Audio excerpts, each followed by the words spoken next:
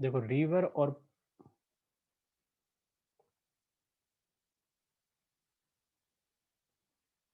जैसे तो रिवर और पॉन्ड का जो वाटर होता है ना, ठीक है, उसमें जो सॉल्ट कंटेंट होता है वो बहुत कम होता है, ठीक है। और जो उसमें सस्पेंडेड इम्प्योरिटीज होती हैं, जो ये मतलब जितने भी होगी, जैसे सॉल्ट्स होंगे, फ्लोराइड्स होगा, जो भी होगा, ये बहुत ज्यादा कम होता है, ठीक है, जो रिवर और पॉन्ड में। तो इनका पानी हम डायरेक्टली यूज कर लेते हैं, ठीक है। लेकिन जो क्या होता है, जैसे अंडरग्राउंड वाटर होता है, उसमें सॉल्ट्स बहुत ज्यादा प्रेजेंट होते हैं।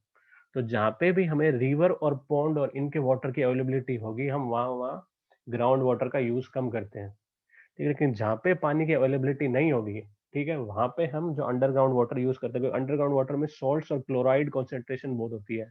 अगर क्लोराइड कॉन्सेंट्रेशन ज्यादा है तो क्या होगा कि जो रीइंफोर्समेंट हम यूज करते हैं ना, उसमें कोरोजन स्टार्ट होता है, कार्बोनेट कंटेंट ज्यादा होता है, उससे क्या होता है, फिर से हमारा CO3 कंटेंट ज्यादा होने से भी इसमें एसिडिक हो जाती है हमारी सीमेंट, ठीक है। उसके बाद में ये बोलते हैं क्लोराइड हो गया, ठीक है। और भी कोई भी सॉल्ट्स प्रेजेंट होंगे तो एल्कलीज की वजह से एफ्लोरेसेंस होगा, सीमेंट एक्स। उसके बाद में सल्फेट भी कई में वाटर में कई जगह ग्राउंड वाटर में ज्यादा होता है, तो उसकी वजह से एक्सपांशन होगा। तो डिपेंड करता है क्वांटिटीज के पर, लेकिन जहाँ पे अवेलेबिलिटी नहीं है वहां हमें यूज करना पड़ता है, लेकिन सी वाटर जो है वो कभी यूज नहीं करेंगे।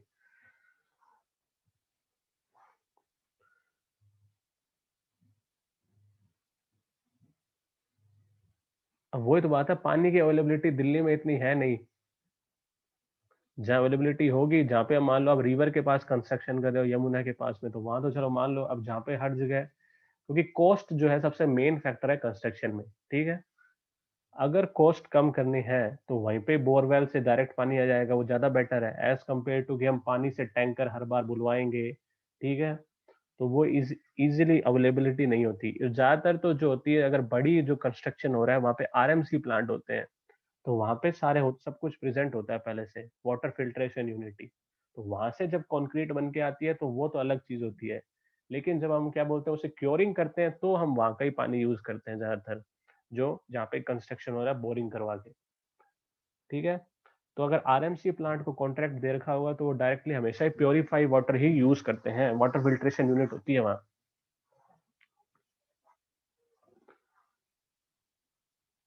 ठीक है।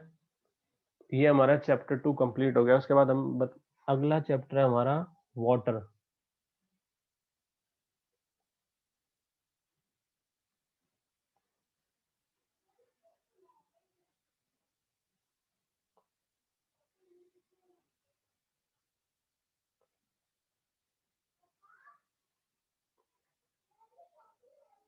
नहीं, क्योरिंग के लिए भी सी वाटर यूज नहीं होता है, क्योंकि क्या होगा कि जो भी आप क्योरिंग के लिए वाटर यूज करोगे, ठीक है, वो वाटर भी तो जाके हाइड्रेशन रिएक्शन करता है ना उसके साथ। लेकिन जो सीमेंट का जो मतलब सॉरी सी वाटर जो प्रेजेंट होता है, उसमें सल्फेट कंटेंट बहुत ज्यादा होता है, बहुत ज्यादा, ठीक है, बहुत ही ज्यादा एसिडिक होता है, ठीक है। तो वो वाटर क्या होता है, बहुत जल्दी ही सीमेंट को इरोड कर देगा। और जबकि सीमेंट का मतलब जो हमारा कंक्रीट जो सरफेस है वो तो अभी तक बना ही ना होता, मतलब हार्डन भी नहीं हुआ होता। और जब हम वो वाटर यूज कर लेंगे तो हमारा बहुत ही जल्दी जो क्या होगा कि हमारी जो सीमेंट है उसकी जो फंक्शनेबिलिटी है, जो ड्यूरेबिलिटी है, बहुत जल्दी लूज हो जाएगी।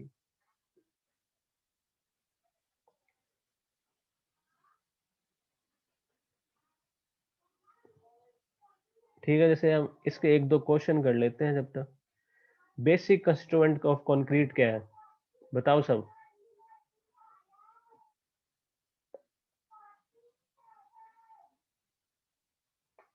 जल्दी जल्दी बताओ। सही है। मेजर कंपाउंड कौन सा है इनमें से? C2S, C3S, C3A, C4AF।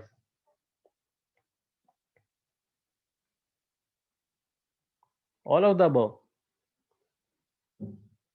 वैसे है तो same all of the above. अगर कंस्टिट्यूएंट में पूछे तो बोलते हैं सबसे ज्यादा होता है C3S प्रेजेंट, ठीक नहीं सॉरी, हाँ C3S, फिर होता है C2S प्रेजेंट, फिर C3A, और लास्ट में होता है C4AF, अगर कॉन्स्टिट्यूएंट की क्वांटिटी पूछी हो तो इसमें।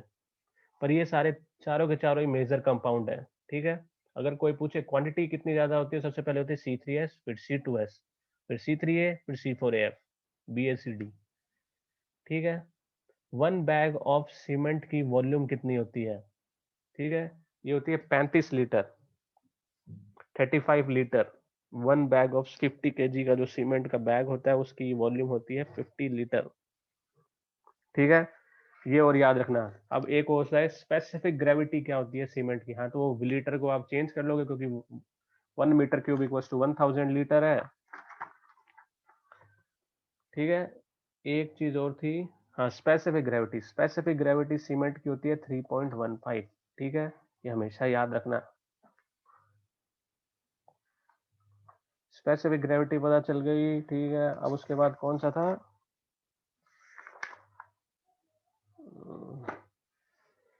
स्पेसिफिक ग्रेविटी हो गई, क्या बता दो। सीमेंट की वॉल्यूम हो गई, स्पेसिफिक ग्रेविटी होगी, हाँ, सीव डेंसिटी सीमेंट की डिपेंड करती है। ठीक है, वेरी करती है ये। ठीक है, कि कौन से टाइप की सीमेंट यूज करते हैं। वैसे होती है 1500 केजी पर मीटर क्यूब हम यूज लेते हैं।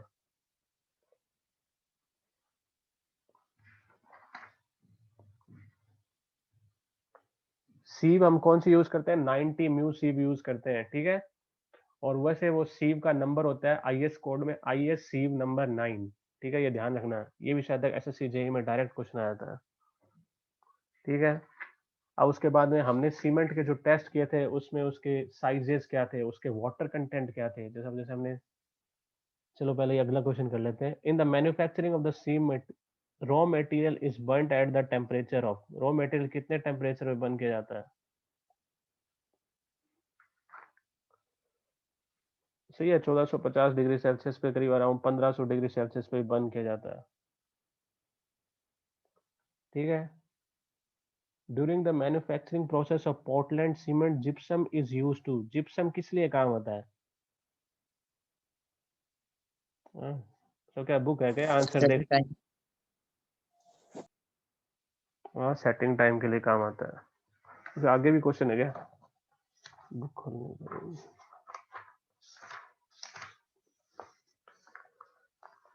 ठीक है, फाइननेस ऑफ सीमेंट हम डिटरमाइन कौन सी सीव के साइज से करते हैं? ठीक है, ये भी बताया था 90 माइक्रोन की सीव से करते हैं। फिर अगला क्वेश्चन है, विकेट अपैरेटस में सीमेंट पेस्ट की कंसिस्टेंसी, नॉर्मल कंसिस्टेंसी के लिए रोड पेनिट्रेशन कितना होना चाहिए? बताओ, नॉर्मल कंसिस्टेंसी के लिए।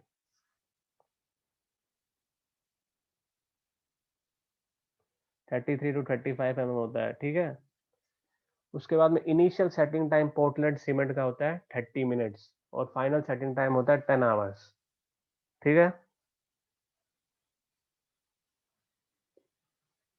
उसके बाद में when tested for chemical composition the loss of ignition should not be more than. Loss of ignition किस चीज की बात कर रहा है ये? केमिकल कंपोजिशन के टेस्ट की बात कर रहा है। तो केमिकल कंपोजिशन टेस्ट का ये तो हमें हमारे सिलेबस में था नहीं।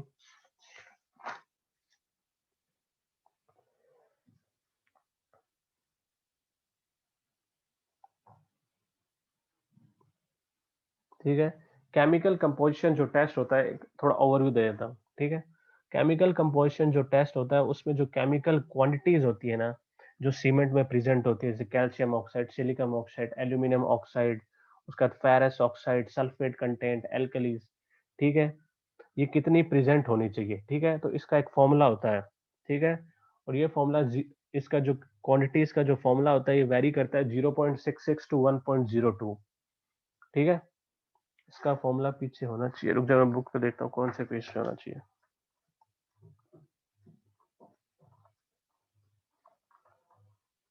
शेल सेटिंग पे।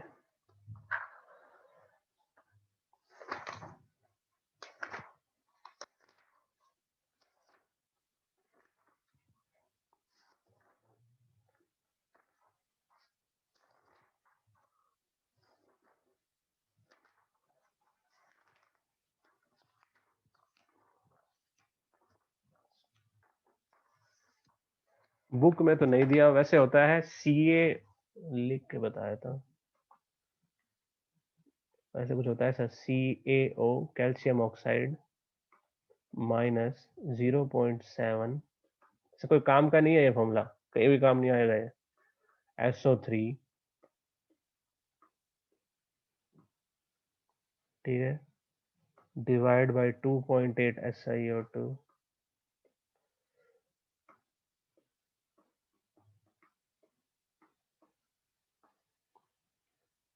plus 1.2 times of aluminum oxide Al2O3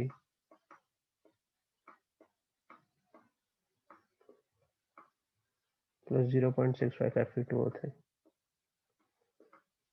ऐसा सा ये फॉर्मूला होता है Fe2O3। और ये जो केमिकल कंपाउंड होता है ये 0.66 से 1.02 तक वैरी करता है, ठीक है। ये टोटल लॉस ऑफ इग्निशन इसमें कितना होना चाहिए, 4% से ज्यादा नहीं होना चाहिए।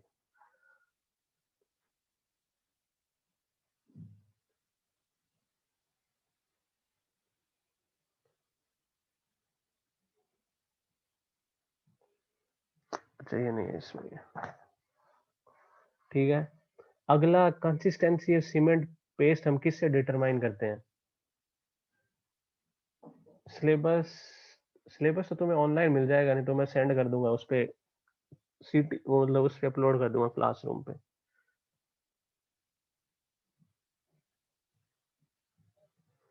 अगला है कंसिस्टेंसी। कंसिस्टेंसी के लिए हम विकेट अपैरेटस यूज करते हैं। तो 53 ग्रेड की 28 डेज पे कंप्रेसिव स्ट्रेंथ किससे कम नहीं होनी चाहिए? ओपीसी 53 ग्रेड की, ये 53 से कम नहीं होनी चाहिए। ली चैटलियर के अपैरेटस के लिए जो एक्सपांशन होता है वो जो क्राइटेरिया वो 10 mm से ज्यादा नहीं होना चाहिए, ठीक है। Heat of hydration is determined by the apparatus. Heat of the hydration hydrometer से डिटरमाइन होती है, ठीक है। द स्पेसिफिक सरफेस एरिया ये 2250 होता है, 2250 मीटर स्क्वायर पर केजी होता है। तो 14 का आंसर है, तो मीटर को सबसे पहले हम एमएम में चेंज करेंगे तो 10⁶, एक 10⁶ एक आ जाएगा। हाँ तो ये सी ऑप्शन आ जाएगा 2250 वाला।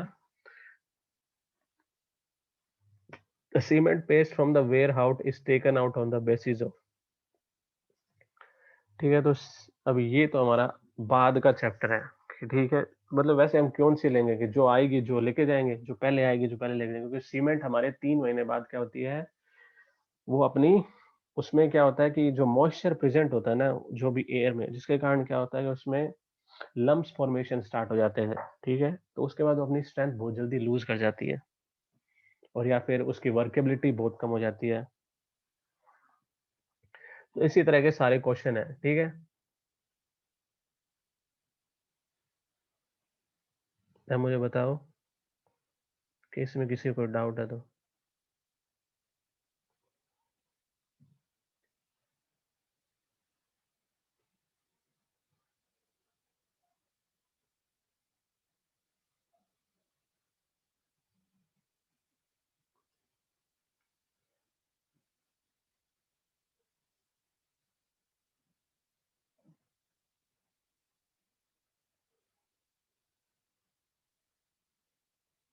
बताओ किसी को डाउट है तो।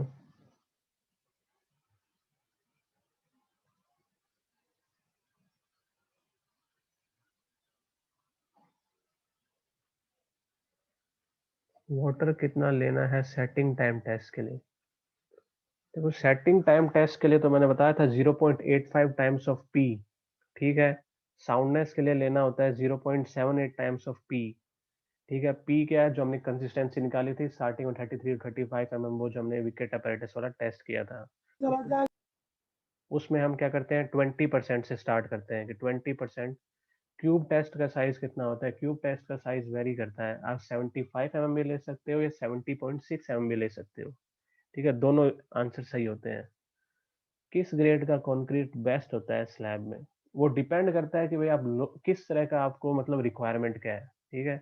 ज्यादातर तो हम यूज करेंगे तो M20 या M20 यूज करना ज्यादा बेटर रखेंगे, ठीक है, क्योंकि आरसीसी जहाँ यूज होती है वहाँ M20 तो यूज करना ही पड़ता है, ठीक है।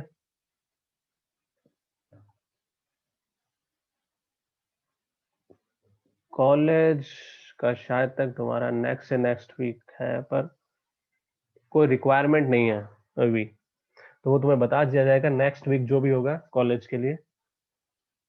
ये 33 to 35, ये देखो स्पेसिफिक टेस्ट होते हैं, ठीक है, किसी चीज का पता करने के लिए कि भाई जिन्होंने एक स्टैंडर्ड कोड किए जाते हैं कि भाई स्टैंडर्ड कोड में उन्होंने जो टेस्ट किए हैं उसके बाद जो पता चलता है कि भाई इतने 33 to 35 mm पे हमारी, जैसे मान लो किसी ने हिट एंड ट्रायल के टेस्ट किए होंगे स्टार्टिंग में, कि उसने क्या किया कि भाई सीमेंट में इतना पेस्ट लिया, सर्टेन परसेंट, मान लो 200 ग्राम लिया, 200 ग्राम में 20% वाटर ऐड कर दिया। अब उसे ये नहीं पता कि कितना वाटर रिक्वायरमेंट है सीमेंट के लिए, ठीक है, उसने देखा 20% देखा, फिर 24% देखा, ठीक है, अब उसे पता कैसे चलेगा कि 24% तो मेरी सीमेंट हाइड्रेट होगी। तो उसके लिए उन्होंने मतलब माइक्रोस्कोपिक जो हम उसमें यूज करेंगे, उनसे चेक करेंगे कि वाटर का जो हमारे जो सीमेंट का वो रिएक्शन कितना हो रहा है, ठीक है। अब उसके कंस्टिट्यूएंट हम क्या करेंगे, एक हमने अपैरेटस बनाया जो विकेट जो हमारे हैं, ठीक है, उससे हम चेक करते हैं कि हमारी हाइड्रेशन कितने पेनिट्रेशन पे हमारा जो है वो उतना कॉन्सेंट्रेशन कंटेंट शो कर रहा है। उस हिसाब से हम पता करते हैं कि 33 टू 35 mm क्यों लिया गया। भाई हमारे लिए तो एक तरह से वो स्टैंडर्ड गाइडलाइन हो गई, लेकिन उसके पहले उन्होंने उस पर टेस्ट किए, ठीक है, पता लगाने के कि भाई हाइड्रेशन उतने परसेंटेज जो मेरा वाटर जो मैंने यूज किया उतने पे हो रहा है या नहीं हो रहा, कि कितने वॉइड्स प्रेजेंट है मेरी इस सीमेंट में, कि अगर मान लो मेरा पानी मैंने 20% ऐड किया तो कितना परसेंटेज जो वाटर है वो वॉइड्स में चला जाएगा, कितना परसेंटेज वाटर जो सीमेंट में जाएगा। ये सारे टेस्ट करने के बाद ही पता चला कि 33 और 35 mm ही क्यों लेते हैं, ठीक है। देखो ये वेरी, वो तो मैं कह रहा हूँ सीमेंट जो यूज करोगे उस हिसाब से वेरी करता है, कहीं पे बोलेंगे 30, पुराने पहले बोलते थे 38% यूज होता है, क्योंकि 24% वाटर या 23% वाटर जो रिक्वायर्ड होता है वो सीमेंट के उसके लिए हाइड्रेशन के लिए, और 15% वाटर जो होता है वो वॉइड्स में चला जाता है। तो ऐसे 38% पहले था। जैसे जैसे सीमेंट मोर फाइनर और बेटर बनती गई तो ये वाटर की क्वांटिटी रिड्यूस होती थी, ठीक है। तो अब 24% या 23% इस हिसाब से वेरी करता है, बेसिकली 28 तक जाता है। तो अब आपकी जो सीमेंट आपने यूज करी है उसमें 24% वाटर रिक्वायरमेंट है, किसी और ने करी है उसमें 26 हो सकता है, ठीक है, वाटर रिक्वायरमेंट उस पर डिपेंड करता है।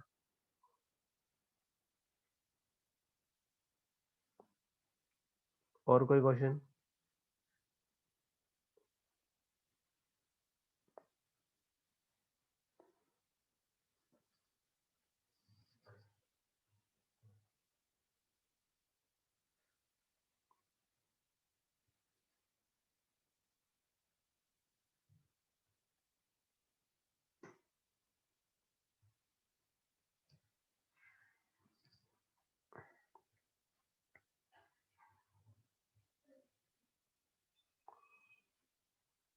और कोई क्वेश्चन नहीं है तो फिर ये आपके लिए कुछ एक्सरसाइज है, ठीक है, ये जो लास्ट के पेजेस में है, क्योंकि अब आपके शायद सब्जेक्टिव टेस्ट मतलब जो आपका पेपर है वो दोबारा होना स्टार्ट हो जाएगा, तो इसलिए आपको क्वेश्चन जो है उनके आंसर लिखने आने चाहिए, ठीक है।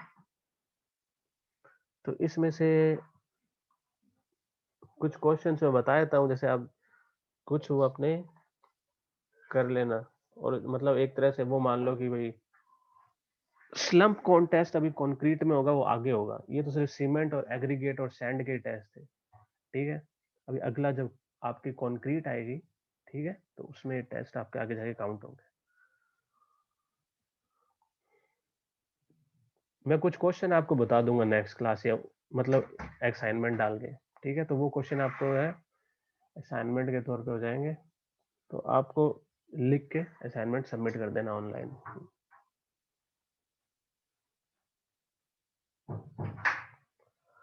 स्लम्प कौन टेस्ट, देखो अभी तुम्हारी लैब होगी जब तुम्हें बता देंगे कौन सा टेस्ट होगा, बेसिक अभी तुम्हें पता तो चलना चाहिए स्लम्प कौन टेस्ट करते कैसे, जब सब पता चल जाएगा तो सब कुछ हो जाएगा। स्लम्प कौन टेस्ट में कुछ नहीं होता, मैं बता रहा हूँ। स्लम्प कौन टेस्ट में एक कंक्रीट लेंगे, एग्रीगेट सबको मिक्स कर लेंगे, ठीक है, स्लम्प कौन ऐसा कुछ होता है, फ्रस्टम टाइप का सा होता है, ठीक है, ये ऊपर 10 सेंटीमीटर की डाया होती है, ऊपर 30 सेंटीमीटर की होती है, नीचे सॉरी 20 सेंटीमीटर की होती है, 20, और ये हाइट होती है उसकी 30 सेंटीमीटर। देखो स्लम्प से हमें पता चलती है वर्केबिलिटी की, कंक्रीट कितना वर्केबल है, ठीक है। अगर फिर क्या करेंगे, इसमें हम सीमेंट भर देंगे, सीमेंट कैसे भरेंगे, 3 लेयर में भरेंगे, फिर से 25 ब्लोज प्रोवाइड करेंगे टैंपिंग रोड से, ऐसे भर देंगे। भरने के बाद क्या करेंगे, थोड़ी देर बाद जो स्लम्प कोन है हम उसे उठा लेंगे। क्या होता है, दोनों तरफ से खुला हुआ होता है स्लम्प कोन, ठीक है, फ्रस्टम शेप का होता है, मतलब एक कोन लेना, कोन को ऊपर से काट देना, तो वो एक फ्रस्टम शेप बन जाएगा, वो दिखता है, वैसा दिखता है, ठीक है। हाँ, साइट पे ज्यादातर यही किया जाता है, मोस्टली स्लम्प टेस्ट यूज होता है, ठीक है। उसके बाद क्या होगा कि जैसे ही आप कंक्रीट को उठाओगे, ठीक है, मतलब जो स्लम्प कोन को उठा दोगे, तो ये जो है ये ऐसे ऐसे से नीचे जाना शुरू हो जाएगा, कौन जो है हमारा वैसे नीचे जाना शुरू हो जाएगा। मान लो कौन की पहले ऐसे शेप थी, अब कौन की शेप नीचे गिरने लग जाएगी, ठीक है। ऊपर से लेके जो जितना कौन नीचे गिर गया, ठीक है, उससे हम जो 30 सेंटीमीटर, मतलब ऊपर से जो नीचे गिरा है उसकी जो हाइट है हम नोट डाउन कर लेते हैं। मान लो 10 सेंटीमीटर नीचे गिर गया, तो हमारा 100 mm का क्या है, स्लम्प वैल्यू है, ठीक है। इस हिसाब से हम स्लम्प की वैल्यू यूज करते हैं, मतलब इतना हमारी वर्केबिलिटी है। तो नॉर्मल कंस्ट्रक्शन जो हमारा बिल्डिंग का होता है उसमें वेरी करता है 50 to 150 mm, उसके बीच का स्लम्प है तो हमारे लिए अच्छा है, ठीक है।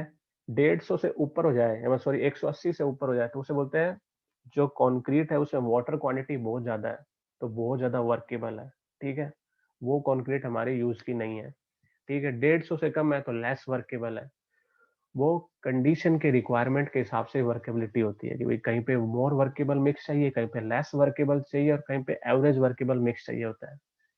सिमिलरली इसी के जैसा टेस्ट हुआ है कंपैक्शन फैक्टर टेस्ट, ठीक है, वो साइट पे नहीं करते, वो थोड़ा सा लेंदी होता है, पर वो बेटर टेस्ट होता है इससे, स्लम्प से। फिर आएगा एक फ्लो टेबल टेस्ट मोर वर्केबल मिक्स के लिए, वीबी कंसिस्टोमीटर टेस्ट, बहुत सारे टेस्ट होते हैं स्लम्प चेक करने के लिए, मोर वर्केबल मिक्स के लिए, लेस वर्केबल मिक्स के लिए, ठीक है। ये होता है स्लम्प कॉन्टेस्ट।